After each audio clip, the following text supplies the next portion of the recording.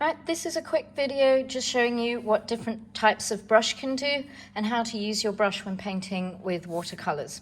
Alright, so I have my dry paint palette, cup of water, tissue paper, always useful, and paper. I have two kinds of brushes here. I have a round brush, which has a kind of an outward belly and then a fine pointy tip. And I also have a flat brush, which looks like a rectangle, and you turn it on its side and it's very, very thin.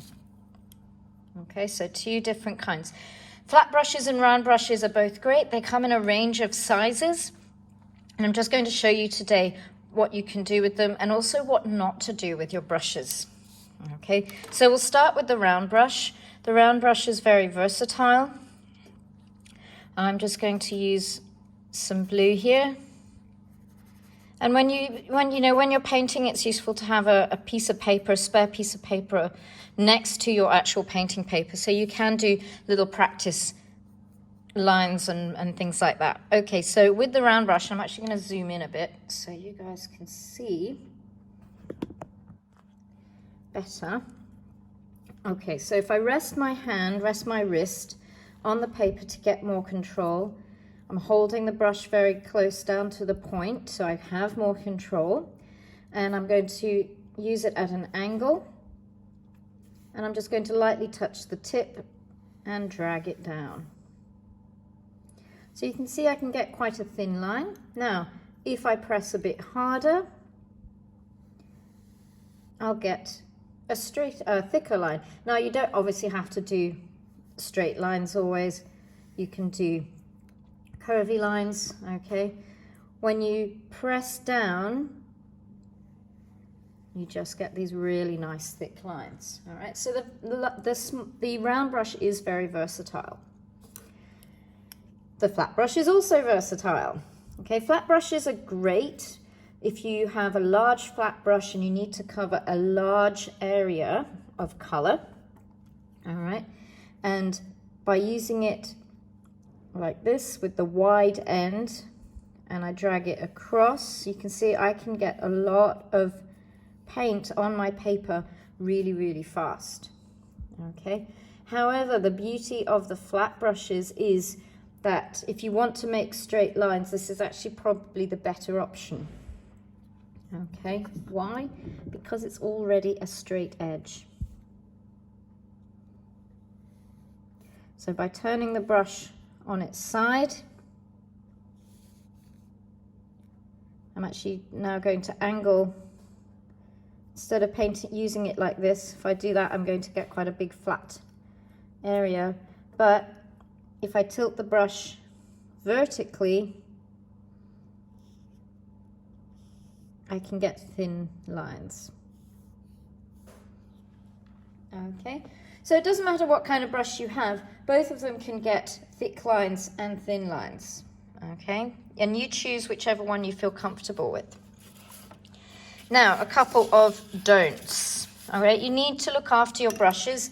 It's really important that when you're not using them, you can just leave them in the water, but don't leave them in the water all the time. Okay, so take them out, you can rinse them a bit, and then you can lay them flat on the tissue paper next to you. Okay. Notice that when I was painting with the brushes, I was generally going in one direction. Okay, so I put the brush on the paper and I just drag it. Now, if I want to go over an area twice, okay, notice that I'm going down, I put my brush down, I drag it along the page, and then I lift it and I pick it back up. Okay, what I'm not doing is this. Okay, I'm going to zoom in really close and do that again. I want you to notice what's happening. What's happening to the bristles? When I push, they're starting to splay out, it's going to damage the brush, all right? Your brush is crying. I don't like this, this hurts, okay? Don't do it, all right? The other thing I see people do, particularly, not you guys, but primary kids, but I just want a reminder as well. I sometimes also see kids doing this. They put their brush down and they do that. All right. Now, yes, it creates quite a nice circle. It's horrible for the brush. Can you see already what that damage has done? Okay. Now, if I want to paint a nice tip, like a thin line, like I did earlier, I'm actually not going to be able to do that. It's lost its tip. Okay. It's now actually, I'm going to try and get a really nice thin line. Already it's changed. Okay. So please, don't do this. Your brush is crying. All right, don't do it.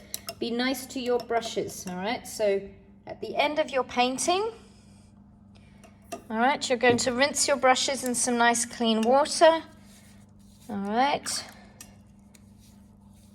I can check on the tissue paper to see that the color has come out. Once it's all out, then when you store your brushes, you can either store them flat or you can store them brush end up. Never leave them down because that will ruin the tips as well. Okay, right, top painting tips done.